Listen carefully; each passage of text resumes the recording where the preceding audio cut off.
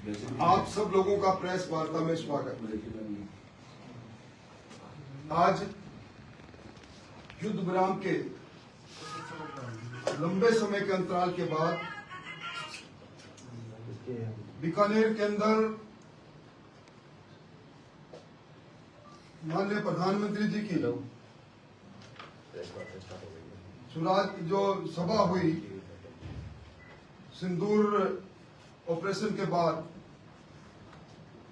उसकी विराट सभा के बाद कांग्रेस पार्टी के नेता सीमावर्ती इलाके की ओर गए। जिस समय मिसाइलें चल रही थी, धमाके हो रहे थे, उस समय जाकर व्यवस्थाओं के साथ साथ नागरिकों को मनोबल बढ़ा रही थी। इस सभा के अंदर, जिसको जय हिंद सभा का नाम दिया गया, कांग्रेस के पूर्व मुख्यमंत्री और पूर्व मुख्यमंत्री जी ने खींच निकालने का काम किया। मैं इसको खींच सभा कह सकता हूं। जिस प्रकार पुलवामा और उरी की घटना के बाद कांग्रेस ने सबूत मांगना प्रारंभ किया था, वही डीएनए लौट कर आ गया और गहलोत साहब ने तिरंगा यात्रा और तिरंगे पर सवाल कर डाले।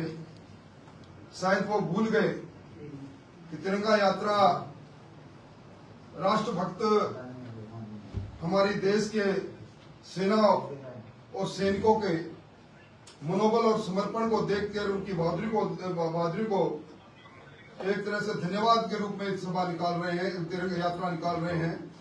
और ये किसी एक पार्टी की नहीं, पूरे प्रदेश में तिरंगा यात्राओं के अंदर बड़ी संख्या के अंदर लोग दलीय सीमा को तोड़ कर आ रहे हैं। समाज के विभिन्न संगठन आ रहे हैं। भारतीय जनता पार्टी का कोई एक झंडा भी कहीं दिखा नहीं सकता। उस तिरंगा यात्रा पर भी उन्होंने सवाल खड़े कर दिए और यहां तक बोल गए कि अमेरिका के राष्ट्रपति डोनाल्ड ट्रंप की ट्वीट पर भी बात कर गए। आज इस वक्त जब युद्ध स्थगित हुआ है, समाप्त नहीं हुआ, राष्ट्र में एकता की आवश्यकता है। और ऐसे समय में कांग्रेस के जिम्मेवार नेताओं का यह वक्तव्य निश्चित तौर पर सामरिक तौर पर भी इसकी निंदा की जाए उतना कम है। डीजीएमओ की सहमति पर 4 दिन तक पाकिस्तान के डीजीएमओ की गुहार पर यह युद्ध विराम हुआ, जिसके बारे में देश के प्रधानमंत्री जी ने अपनी राष्ट्र के नाम संबोधन और दूसरी सभाओं और वक्तव्य के माध्यम से कहा। दुर्भाग्य देखिए, इस लोकतंत्र में संवैधानिक तौर पर जिनको प्रमुख चुना है, जो हमारे देश के प्रधानमंत्री, दुनिया के सबसे लोकप्रिय नेता, उनकी बात पर विश्वास नहीं और अमेरिका के राष्ट्रपति की बात पर विश्वास कर रहे हैं। आप सब लोगों को याद होगा, एक घटना घटित हुई थी 8 जनवरी 2013 को। पाक सैनिक हेमराज मीणा और सुधाकर सिंह, 2 लोगों के सैनिकों की हत्या के बाद में हेमराज का शव का सिर काट कर ले गए थे। हमारी लोकसभा 7 दिन तक ठप पड़ी रही। उस समय इन्होंने सर्जिकल स्ट्राइक क्यों नहीं किया?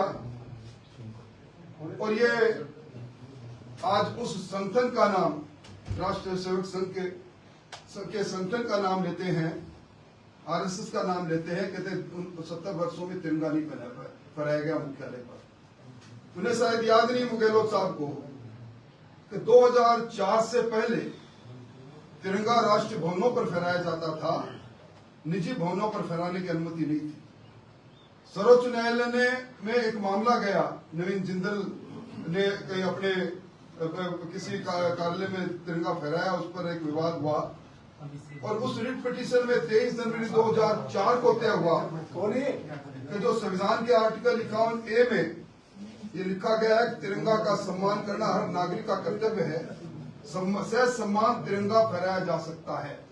गहलोत साहब ने 70 वर्ष तक की झंडा नागपुर मुख्यालय पर नहीं फहराने की बात कही और उन्होंने स्वतंत्रता आंदोलन की बात भी कर दी। 1930 के अंदर जब कांग्रेस पार्टी ने लाहौर के अंदर सम्मेलन करके और पूर्ण स्वराज प्राप्त करने का प्रस्ताव किया था, उस समय डॉक्टर हेडगेवार साहब ने सारी शाखाओं में स्वतंत्रता दिवस मनाने का निर्णय किया।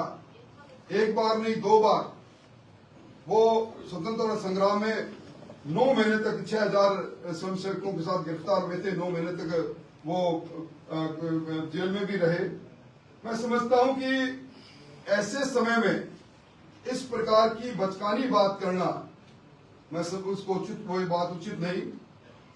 1965 में हम लड़े, पूरा देश लड़ा, देश की भावनाएं लड़ी, सीमा पर हमारे सैनिक लड़े। 1971 में लड़े। उस समय भी इंडस वाटर ट्रीटी के अनुसार सिंधु जल समझौता को रद्द करने की हिम्मत किसी में नहीं। सिंधु जल समझौता रद्द हुआ और प्रधानमंत्री जी ने कहा खून और पानी साथ साथ नहीं बह सकते, टेरर और ट्रेड एक साथ नहीं चल सकते, और बात होगी तो आतंकवाद पर होगी, ऑक्युपाइड कश्मीर पर होगी। अरब आतंक की घटनाएं देश के लिए युद्ध के समान होगी, युद्ध माना जाएगा। इस प्रकार की बातें मैं समझता हूं कि आज हर भारतीय नागरिक अपने आप को गौरवान्वित महसूस करता है। और ऐसे समय के अंदर जब जनता तिरंगा हाथ में लेकर जय जयकार कर रही है, गहलोत साहब और पायलट साहब फिर सबूत मांग रहे हैं।